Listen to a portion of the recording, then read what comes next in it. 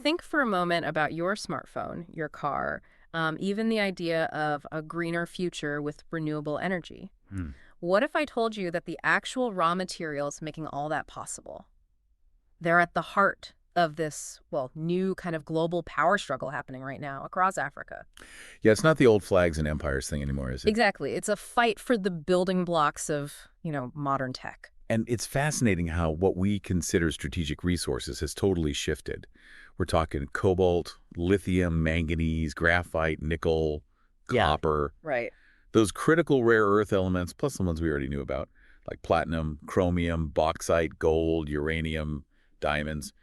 Our sources are really hammering this home. It's like a new great game. That's the term they're using. So our mission here in this deep dive is really to unpack all of this. Hmm. We want to look at the big players, mainly the US, China, Russia, see what their strategies are, like on the ground, And why it matters. and why it matters to, well, to everyone listening, really. It affects your daily life. Absolutely. And controlling these minerals, it's not just economics. It's about who leads in tech innovation, Yeah. who gets energy independence. Yep. And yeah, it even shapes military power down the line. The stakes, they're just incredibly high. Okay, so let's dive right in then. China, their involvement in Africa's minerals, it seems like they're the most established, right? The most systematic. Definitely seems that way. Our sources really paint a picture of a strategy that's been built up over, well, quite some time. It's very coherent.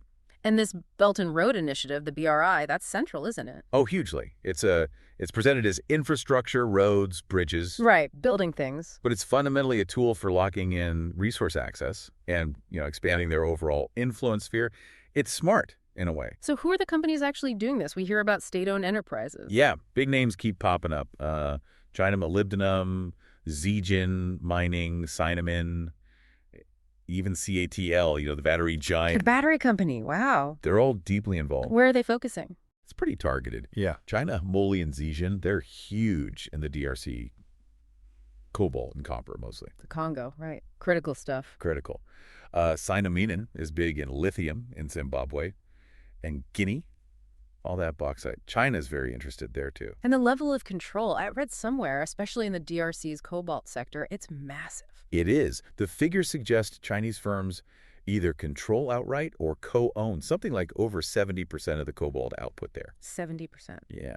And these deals, they're often described as pretty opaque. Joint ventures, sometimes involving local elites. And you mentioned infrastructure earlier. There's that big deal in the DRC, right? The infrastructure for minerals thing. Exactly. That's a prime example. Something like $6 billion for roads, hospitals, schools. Things the country needs. Things they definitely need. Yeah. But the payment, it comes in the form of resource concessions. It's a powerful model. It really locks things in long term. And it's not just the building projects, it's the finance too, the loans. Right. The concessional loans, sometimes called, debt diplomacy by critics. How does that work? Well, these loans are often tied to specific infrastructure projects, which are then built by Chinese companies using Chinese standards. Ah, Think about the railways, say, in Zambia and Angola.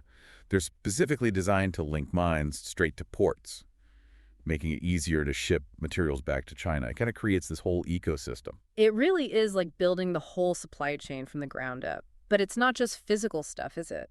Our sources mention digital infrastructure too. That's a really interesting, less visible layer. Companies like Huawei and ZTE, they're involved in smart city tech, surveillance systems, data networks. Where? In these mining areas. Yeah, in key mining towns, port cities. And the suggestion is that this facilitates, data collection, lots of it, which can potentially flow back to Beijing. So minerals out, data potentially in. That adds another dimension. It does. And then you have the soft power side of things. Like what? Confucius Institutes, scholarships for students, media partnerships, even military training programs for some African forces. What's the goal there? Building relationships. It seems like it. Cultivating long-term alignment, building ties with future leaders, business figures in these mineral-rich countries, securing access for the long haul. It really paints a picture of a very comprehensive, deeply embedded strategy. Okay, so let's pivot. How's the U.S. responding to this? Because it feels like they're playing catch-up a bit. They definitely are, or at least that's the perception. For a long time, the U.S. focus in Africa was primarily security. Counterterrorism was the big thing. Right, post 9/11 especially. Exactly. But now there's this growing realization about mineral dependence. and the fact that China has secured so much control over these critical supply chains. So yes, there's been a definite strategic shift. And it looks like it has two sides, a sort of public diplomatic side and maybe a quieter one. That's a good way to put it. Overtly, you have things like the Mineral Security Partnership, the MSP. Who's in that? It's the U.S. with allies, Canada, Australia, the EU, Japan, trying to coordinate efforts. And you have the Development Finance Corporation, the DFC. What are they doing? They're actually funding projects, lithium, rare earths, cobalt in places like Zambia, Namibia, Madagascar, trying to offer an alternative to Chinese investment. And how are they trying to be different? Is it just about the money? They're trying to emphasize other things, ESG compliance, environmental, social governance standards, Okay. anti-corruption measures too, Yeah. and this idea of local beneficiation. What does that mean exactly? Basically, ensuring that the value isn't just extracted and shipped away. It means encouraging processing, manufacturing, job creation within the African country itself, adding value locally. So trying to counter the criticism that it's just about extraction. Precisely. Positioning themselves as a partner for development, not just extraction. And you also have things like the Inflation Reduction Act in the U.S. Where does that fit in? Well, it actually includes incentives for U.S. companies to source these critical minerals away from China, potentially building these new Africa to America supply chains. Okay, so that's the public face. But you mentioned a quieter side. Our sources hinted at intelligence activities. Yes, that's the more clandestine dimension mentioned in some reporting. Increased focus from agencies like the CIA, NSA. Doing what? Well, reports suggest more activity in key mineral hubs. Maybe more personnel in embassies in places like Kinshasa, Lusaka, Maputo. And what are they reportedly focused on? Surveillance, mainly. Monitoring Chinese and Russian activities, gathering intel on infrastructure deals, maybe even subtly supporting political factions or regimes seen as more friendly to Western mineral interests. And they're working with allies on this too. Seems so. Mentions of partnerships with Israel's Mossad, UK's MI6, focused on things like illicit mining logistics, tracking money laundering that might be linked to rivals. It's like a whole shadow competition happening. It appears that way. And then there's the whole private military contractor angle, PMCs. You mean like Blackwater, that kind of thing? Well, names like Academy, which was Blackwater Triple Canopy, DynCorp, they get mentioned in some reports, their supposed reemergence in some of these areas. What are they doing there? Security? Ostensibly, yes, often under training or advisory contracts with local governments. So on paper, they're bolstering local security forces. But there might be another layer. The suggestion is a dual purpose. Yes, help local security, but also perhaps provide a layer of protection for U.S.-linked mineral projects or assets. Keep things stable for extraction. Is there an example of this? Well, Mozambique's Cabo Delgado province is often cited. It's rich in graphite and natural gas. Reports suggest U.S.-aligned security firms are supporting local military units there, in an area where, incidentally, there are also significant Chinese commercial interests.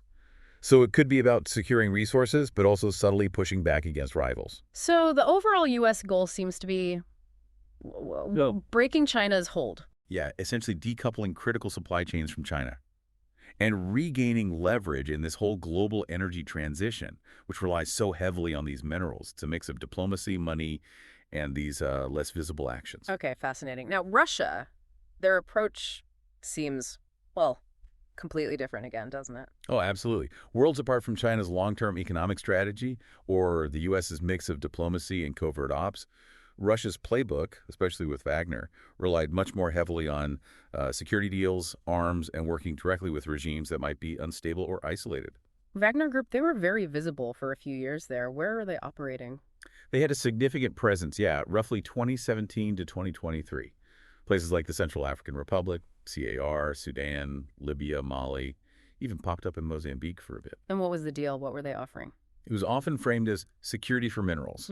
Basically, Wagner would provide protection, guarding leaders, presidential palaces, helping suppress rebellions, training local forces. And in return? In return, entities linked to Wagner got access. Access to gold mines in Sudan, diamond fields in CRR, potential uranium prospects in Mali. Very direct quid pro quo. And these deals weren't exactly public knowledge, I imagine. Highly secretive, according to our sources. Often facilitated behind the scenes by Russian diplomats, maybe GRU, the military intelligence folks. Kept very quiet.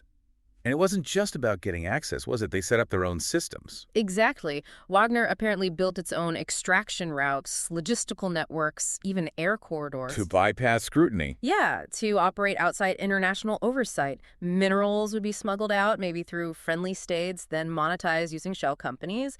Dubai, Syria, Cyprus are mentioned as hubs. And the money. Potentially used to fund more Wagner operations or perhaps flow back to associated interests. But then Prigozhin died in that plane crash in 2023. That must have changed things for Wagner. Huge development. It definitely shook things up.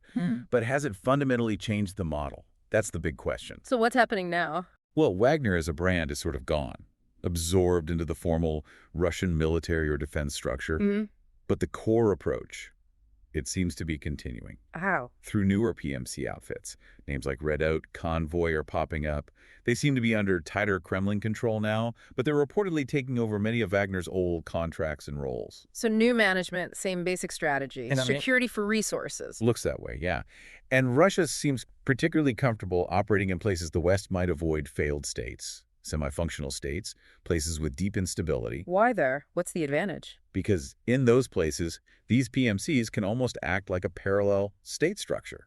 They collect revenue, provide the security the official government can't, and export resources with very little accountability. That gives Russia a different kind of power, doesn't it? Sort of asymmetric. It really does. It allows Moscow to, potentially fund its wider geopolitical goals, project influence where others can't or won't, and actively disrupt Western supply chains. Especially for things like gold, diamonds, uranium. Right.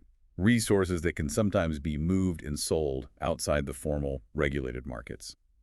Bypassing sanctions, perhaps. One source described Africa as a theater of silent Russian conquest through guns, gold, and ghost soldiers.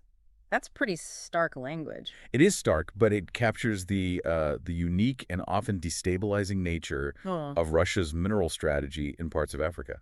It's less about building infrastructure, more about direct extraction backed by force. So wrapping this up, it's clear this isn't just simple business competition. It's this really complex, multi-layered struggle, isn't it? Absolutely. It's for the foundational resources of our future tech, our energy. You've got China's economic machine, the U.S. trying to pivot with diplomacy and these shadier tactics. And Russia using its military and PMC connections, all pushing for Africa's minerals. And the key thing for listeners, I think, is realizing how direct the connection is. To us. Yeah, to you. Yeah. The very minerals being fought over, sometimes quite literally, in these regions, they end up in your pocket, in your phone, your laptop battery, your electric car if you have one. The energy systems we're building, the grids, they all rely on this stuff. So when you use that device, chances are some critical part of it started its journey in one of these contested African mines. It really does bring it home.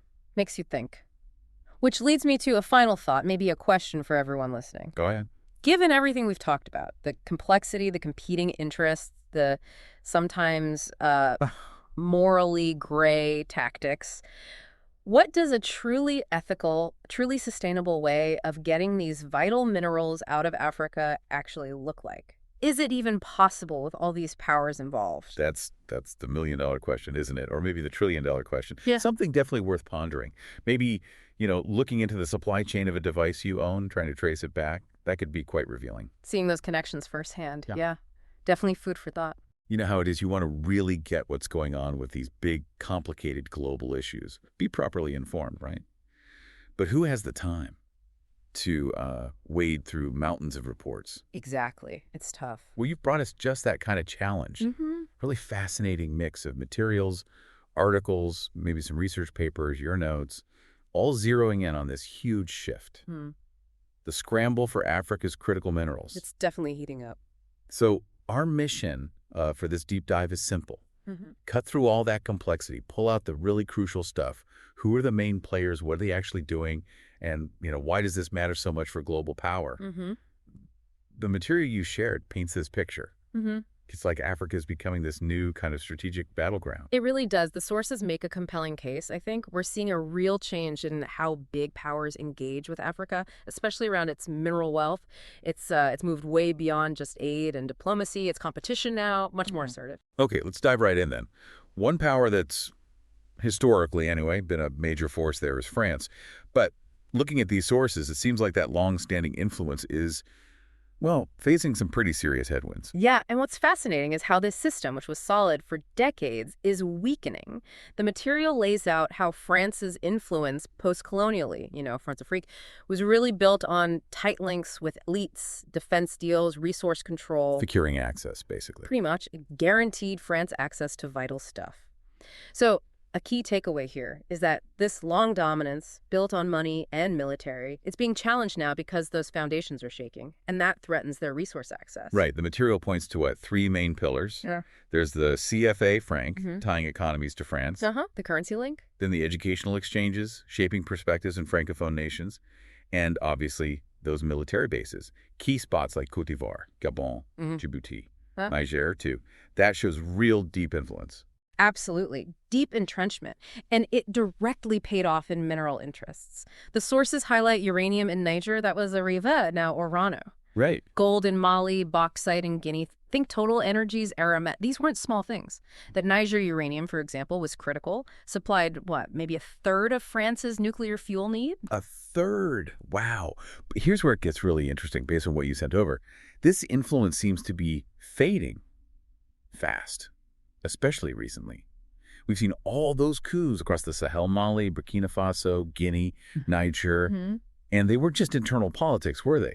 They often came with this strong rejection of France. That's a crucial point, yeah. The sources flag this big surge in anti-French feeling. You see it literally burning French flags. And then, significantly, Russian flags popping up where France used to be dominant. Yeah, I saw that. French troops getting kicked out of countries. It really drives home this dramatic shift. So, another key insight. These coups, plus that anti-French mood, it's a clear rejection of France's old role, and it swings the door wide open for others. And that Niger situation really crystallizes it, doesn't it? Losing that Orano uranium supply, so vital for French power stations, that's a huge setback. Huge. And the fact that Russia and China are now, actively courting these new leaders, it feels like a direct challenge. They're moving right in. Precisely. Connect the dots.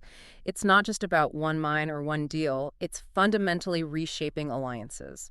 The sources even mention that in places that were traditionally stable French allies, like Senegal or Côte d'Ivoire, the influence of Chinese infrastructure, money, building tangible things and growing U.S. strategic focus are starting to dilute France's old dominance. So even where the political ties were strong. Right. China's economic pull and America's strategic moves are collectively weakening France's grip. It suggests France's time as the main outside power in its old backyard, especially for minerals, is definitely fading. You could say their mineral empire is, in retreat. Okay, so France is retreating. Who's moving into that space? One of the really compelling things in the material you shared is India's growing strategic interest in Africa's minerals. They weren't traditionally a massive player here, right? So what's behind this shift now? Well, what's fascinating is how India's own needs, economic and strategic, are kind of converging with the opportunities opening up in Africa. India is now the world's 5th largest economy, right? Big tech, big manufacturing. Growing fast. Exactly. So their demand for critical minerals is just soaring. The sources specifically call out cobalt, lithium, rare earths, copper, stuff India needs but doesn't have much of at home, but Africa does. So fundamentally, India's move is driven by its own industries needing these vital resources. And it's not just about feeding the factories, is it? The material suggests India also wants to rely less on China for these minerals. Diversify its supply chains. Definitely. That's a big part of it. Plus that whole geopolitical angle, Africa fitting into their wider strategy, especially thinking about China and the Indian Ocean and, its role in the global south. Exactly right. India sees this as a multi-layered strategy, and the sources give concrete examples. Companies like Tata Steel, Vedanta, JSW are already investing, mining copper, iron ore. Places like Zambia, Namibia, South Africa, it shows Indian industry is already committed. And it looks like the Indian government is playing a really active role, too, not just leaving it to the private sector. The material mentions Cobalt, this state-backed venture, actively negotiating deals in Madagascar, the DRC, Tanzania, looking specifically for lithium and cobalt. And those 2024 agreements with Namibia and the DRC joint exploration, even local processing, that sounds pretty significant. It is significant, and India's approach isn't just about extraction. The sources really emphasize the soft diplomacy aspect. They play on historical ties, that shared anti-colonial past, and these long-running development programs like ITEC, aid, training in geology, mining. practical stuff. Plus, medical diplomacy, education, digital connectivity, it builds goodwill, it offers a different kind of partnership model. That's a really interesting contrast. It's not just throwing money or military power around. There's this effort to build maybe more genuine relationships. It seems to be the goal. And the material also points out India's integrating this mineral strategy with security stuff. Naval deployments, joint exercises, suggests they're serious about protecting these investments, ensuring access stays stable. Absolutely. They're combining the commercial deals, the diplomatic outreach, and a growing security footprint. India is positioning itself as a major and, as the sources say, a credible, balanced alternative in Africa's changing mineral landscape. They're doing it quietly, maybe, but very strategically. So a key takeaway is India emerging as this significant new player with a multi-pronged strategy: economics, diplomacy, security. Precisely. They're carving out their niche in this new resource competition. Now, the material you shared takes a fascinating but also somewhat darker turn when it gets into the shadow economy. Gold, diamonds, and how they connect to terror financing. This is a side of the mineral story you don't always hear about, but it sounds critical. Yeah, it's crucial. While we often focus on the high-tech minerals for EVs and whatnot, traditional stuff like gold and diamonds are still massively important, especially for funding conflict and illicit finance. Okay. The sources clearly show how jihadist groups in West Africa, places like Mali, Burkina Faso, Niger, groups like JNIM and ISGS, have actually taken control of artisanal gold mines. Small-scale mines, mostly. And that gives them money, obviously. A vital revenue stream. And they're not just sitting there. They're taxing the miners, smuggling the gold out, basically laundering money through it. And this gold, it flows through Togo, Ghana, ends up in big markets like Dubai, Switzerland, even India. It shows how big and complex this illicit trade is. So this shadow gold trade is basically bankrolling terrorist groups in the region. To a significant extent, yes. The sources stress how untraceable artisanal gold is. Makes it perfect for financing terror, other crimes. And the situation with diamonds in the Central African Republic, the CRR, is similar. Despite the Kimberley process meant to stop conflict diamonds. Right, I remember that. Armed groups, including some linked to Wagner, still control mines and profit from them. It shows how even regulations can be bypassed in these conflict zones. And the material suggests these diamonds aren't just staying local either. They get laundered through networks. Lebanon, Syria, the UAE are mentioned, basically funding operations across the region. It's a pretty disturbing picture of resources fueling instability, maybe even covert ops. It is. And China's role here might be less direct than their big state deals, but the sources point to Chinese traders being active in gemstone markets downstream, possibly linked back to bigger state firms. Raising questions. Exactly. Raises questions about whether profits from illicit trades might indirectly feed into their wider strategic aims.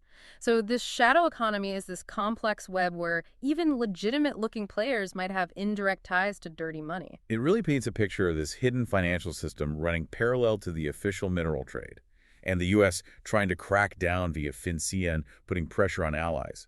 It highlights how tough it is to control these flows, especially with the corruption being such a huge barrier locally. Absolutely. Ultimately, the material really underscores the serious impact of this shadow economy, funding violence, undermining governments. And that leads us neatly into another often hidden layer of this whole competition, intelligence operations and proxy warfare in these mineral hotspots.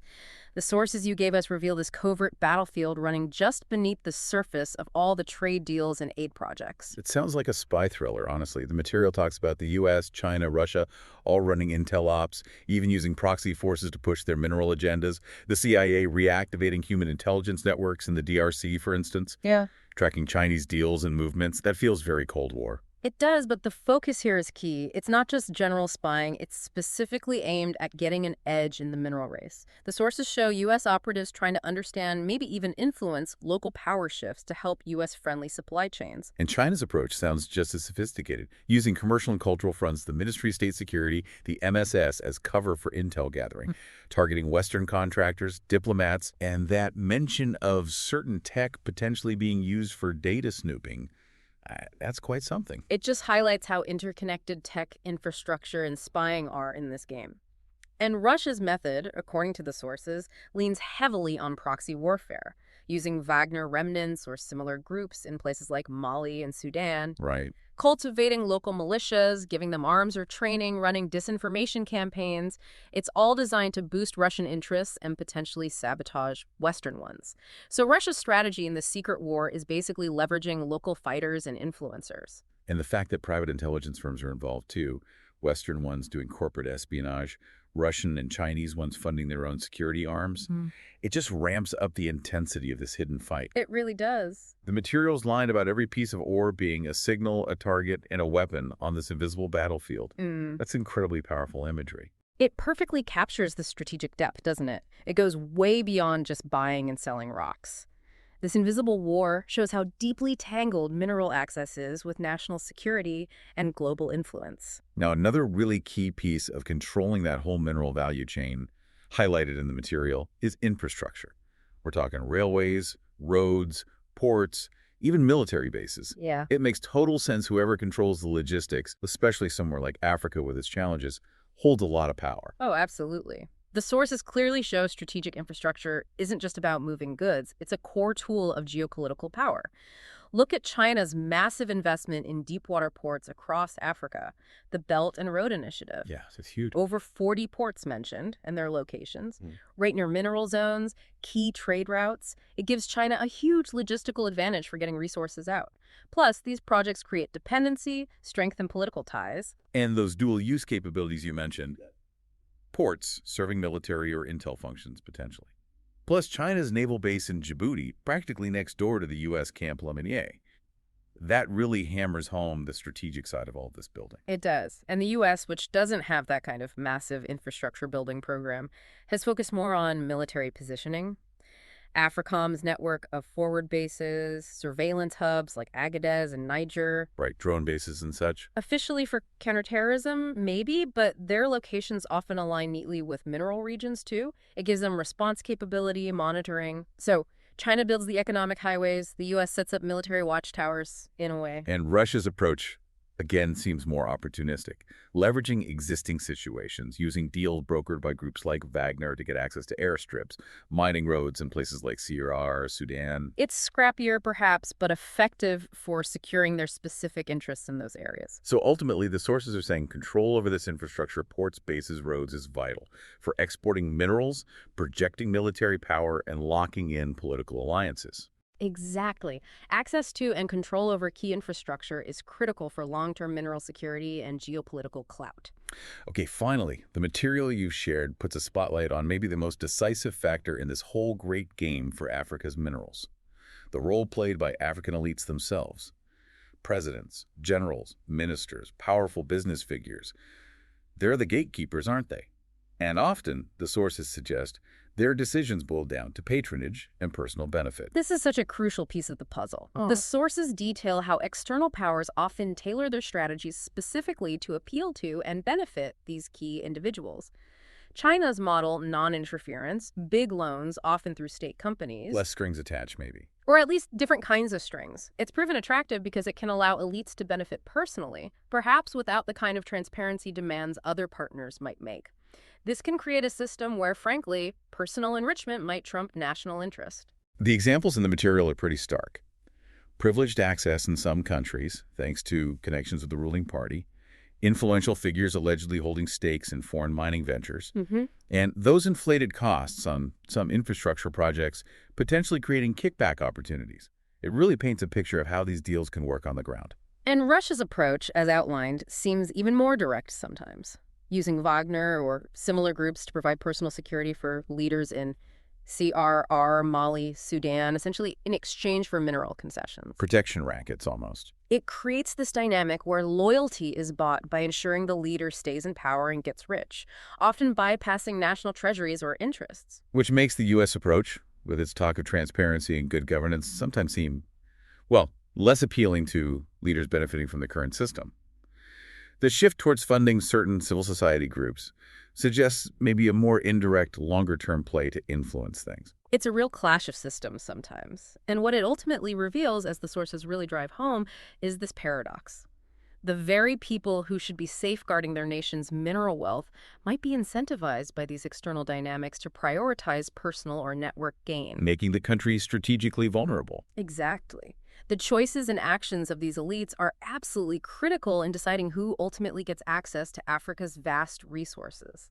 So pulling it all together, this deep dive into the material you brought really shows Africa's critical minerals right at the epicenter of a new global power struggle. It's turning the continent into this incredibly complex space, a battlefield sometimes, a potential broker, definitely barometer for the changing world order. Precisely. The sources really highlight the different playbooks: China's economic leverage, Russia's militarization and shadow networks, the U.S. trying to adapt its rules-based vision, maybe leaning more into covert influence now. The stakes: immense. Control these minerals and you basically control 21st century technology and power. And it leaves us, and I guess everyone listening, with this massive question. Is Africa just going to be the stage for these power games? Or can the continent somehow flip the script and use its incredible mineral wealth to become a real strategic player itself? Well, the sources do suggest pathways for that kind of leverage. Things like stronger regional cooperation, better regulations, maybe pooling negotiating power through things like the African Continental Free Trade Area, Uh-huh. and crucially, investing in processing those minerals locally, adding value, plus pushing for better labor rights, environmental protection. Those steps could allow African nations to capture more value and have more say over how their resources are used. It really makes you think about the long game here, this fight for Africa's resources. Yeah. It's not just about the next smartphone or EV battery. It's going to fundamentally reshape global trade, technology, and the very architecture of international power for decades to come. What are the long-term consequences for stability, for development as this whole thing unfolds? Yeah, well, That's a profound question to sit with.